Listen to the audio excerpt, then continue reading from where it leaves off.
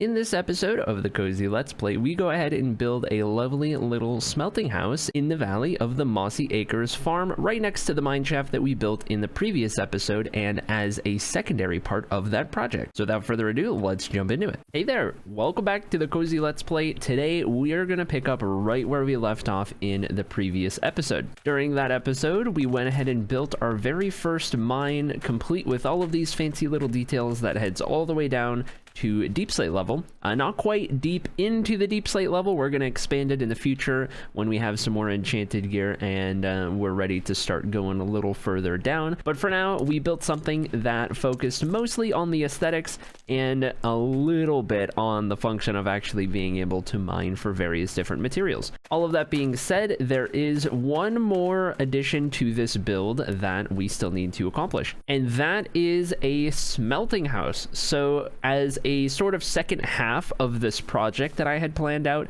to go along with the whole mining operation, I want a place to be able to smelt items in bulk, whether that's blocks that we acquire from mining out the tunnels, or if it's ores that we acquire from doing the mining or caving or what have you, or if it's just a lot of food from the farms over yonder. I think right over here would be a fantastic spot for a little smelting house or a building that's at the end of the day focused on having a lot of smelting capabilities. So to get us started here today, a couple of things. One, I'm going to connect up our mine shaft to the roadway here, and then I'm going to start to prep this area and get started on our new build.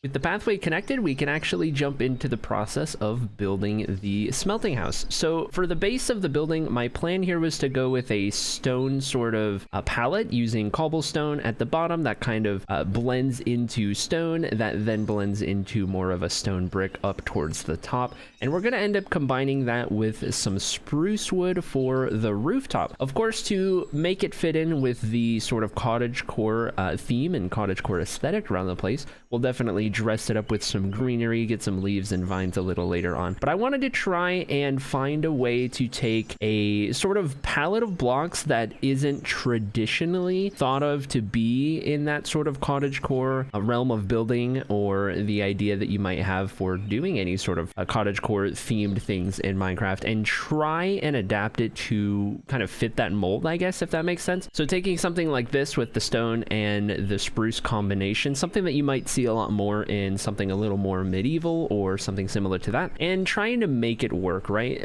I feel like trying out these interesting sort of methods to accomplish some of these builds and keep it in theme, but through some orthodox means, could help me improve and learn a little bit about building in this style, as of course this isn't something I'm used to. I usually don't build in a cottagecore aesthetic, so it's something that I'm using this world to really start to get down and learn and get good at. One thing you'll notice is with the roof shape, it's very inconsistent. So I used a mix of 3 different blocks that work really well together: spruce slabs, stripped spruce logs, and oak logs, as a nice little combination to add some texturing and variation throughout. But the actual shape of the roof isn't consistent, or I guess symmetrical on either side. It's kind of got this weird and sort of aged and somewhat deformed look to it, just from time. At least that was the idea that I was going for. Of course, because it's a smelter, we do need a good chimney situation to let all of those fumes out. And from there, just like with some of the other buildings around, I'm not using glass for the windows. Instead, we're just going to use some spruce fences. I don't know what it is about the fences for the windows. I just really like it.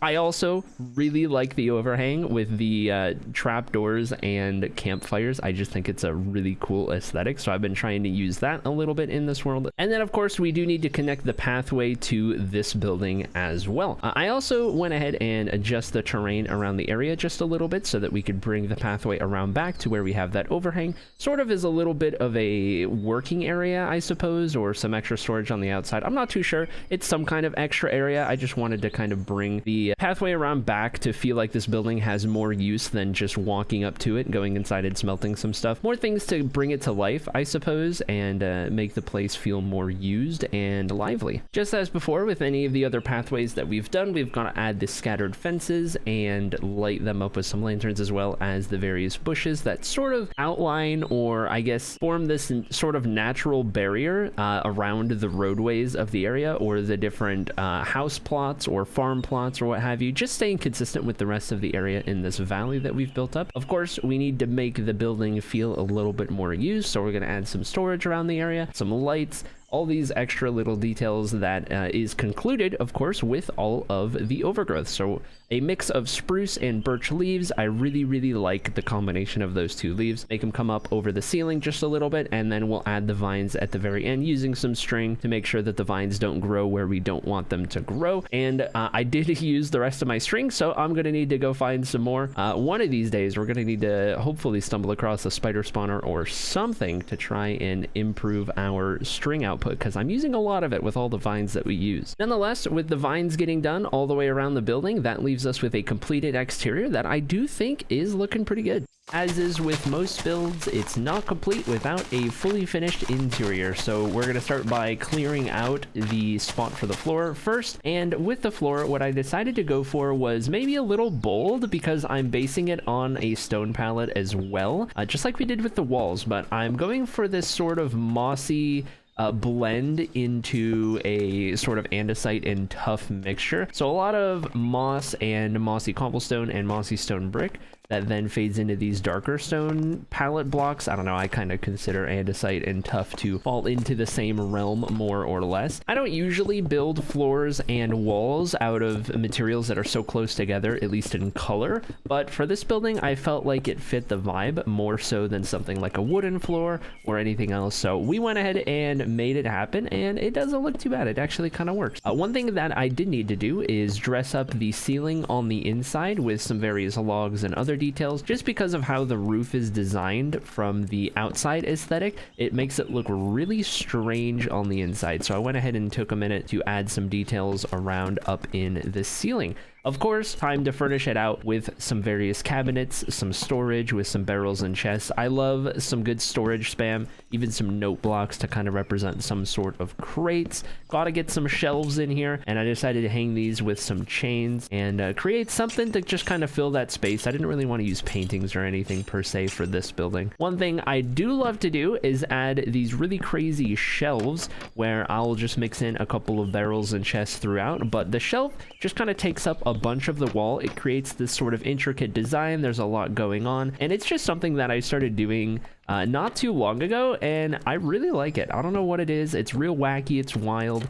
It's a little silly even, but it just kind of does the trick. It's really fun. So another one of these shelves to fill up that space right there. And then, of course, the whole purpose of this building, which is for smelting. So I decided to go for a majority of regular furnaces, just because you can do anything you want in those furnaces as opposed to the specialized different types, which, of course, we've got some in the nearby Mossy Acres house with the smokers. And in here, we are going to, of course, add some blast furnaces for whenever we are done mining. I didn't want to just go crazy and add a bunch of smelting utility blocks in this building though for maximum efficiency. I did want it to look somewhat good and presentable on the inside, so we definitely went ahead and added some various shelves and tables and decor and focused, I would say, mostly on those and secondarily on the smelting purpose of the building. We're able to get a little bit of both out of it, which at the end of the day is the goal, and we're not done until we add one more thing. We do have all of these shards laying around from an earlier episode, so why don't we make our first big pot, and we can even go ahead and put a little bit of a planter in there. And by a little one, I kind of mean a big one, but it does the trick. It's a nice little touch for this building.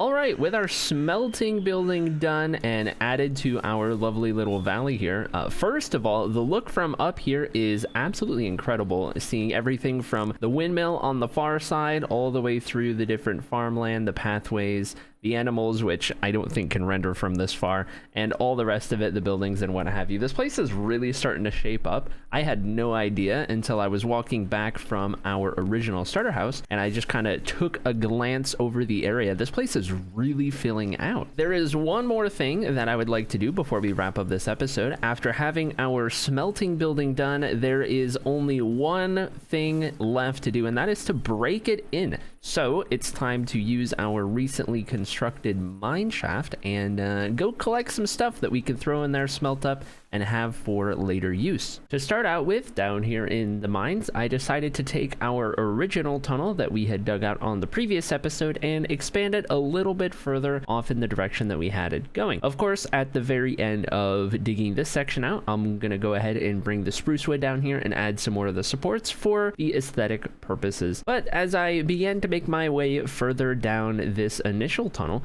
I started to run into some more caves than I did last time. As a matter of fact, I believe the first one that I ran into here was a pretty significantly sized cave. I did end up finding a dungeon that had a spider spawner of all things. I know I just recently mentioned running out of string and needing some more string, potentially by finding a spider dungeon or something to that effect to help us with vines and making sure that they don't go crazy when we are building and decorating with them. So that could come in handy in the future if we decide to do something fancy with that, although we are trying to avoid doing any super complicated redstone shenanigans and try to find more roundabout ways of doing things. So I'll have to start brainstorming on that one as well. And if you guys have any ideas for how to get the most out of a spider spawner but without redstoning it up or creating a traditional sort of mob farm with a bubble elevator and that kind of thing, but rather a more roundabout way to use it to gather string, probably by hand more than likely, I would love to hear any ideas you guys have, something just kind of quirky and that you wouldn't really think of otherwise. After a while of digging in this main tunnel, I decided it was time to go ahead and put the supports in, and instead of continuing down that direction, which was seemingly going on and on and on with not too much to be had out of it, it was time to start a whole new tunnel. So I went back towards the beginning, not right at the start of it, but pretty close to our original mine shaft you can see off to the left there, and decided to just go crazy and head into another direction with this tunnel. And that's something that I think I will continue to do in the future as well. The more that I dig out, we'll probably have a couple different branches coming off of this section right here, especially in the time period before we end up digging further down. And speaking of digging further down from the mine shaft, I think we're gonna add a whole separate section where the mine shaft will go even lower. I don't think we're going to go lower from where we currently have it built. We kind of have the elevator coming down into that central sort of walkway. I don't want to go any further down there. We've already got it set up and looking pretty good. So I think we'll have a tunnel or a sort of walkway that goes a couple of blocks, 10, 20, 30 blocks, whatever it might be, kind of off in a certain direction. And then we'll have it go even further down. We're talking through deep slate all the way down to diamond level,